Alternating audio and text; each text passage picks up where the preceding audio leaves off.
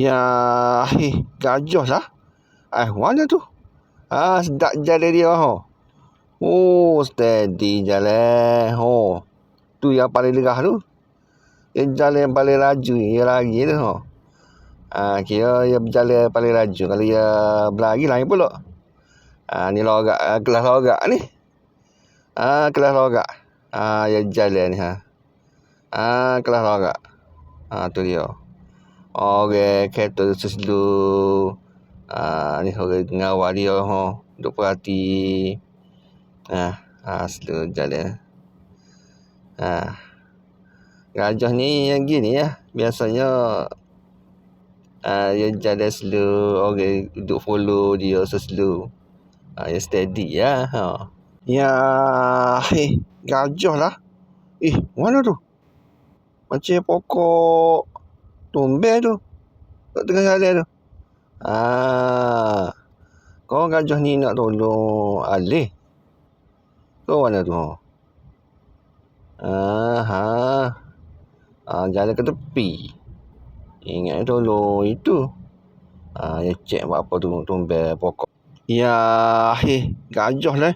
Ramanya gajah ni. Mana ni berjujur set dia, ho. Bakak berita jalan. Apa? Tak pecah set dia, ho. Mobile tu. Ya, gajah lah. Ada orang ngikut belakang gajah tu. Berani lah set dia. Pengawal. Ingat kau yang awal. Yang seselu jalan. Dia kira macam jalan highway pada sini. Bukanlah hutan sangat. Ceroh nak apa jalan ke apa. Nak derak ni pesen gajah ni. Nak tengok suasana ceroh lapu. Ada gapo ni. Apa jalan highway. Rumah gajah ni.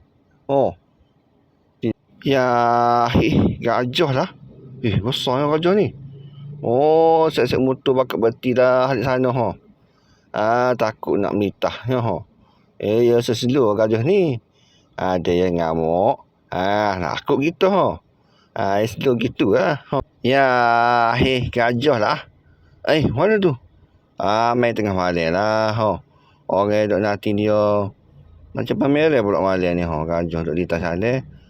Dia boleh cepat bercahaya. Tapi gajah takut juga cahaya. Kalau dia marah, orang suluh ke dia. Betul tak?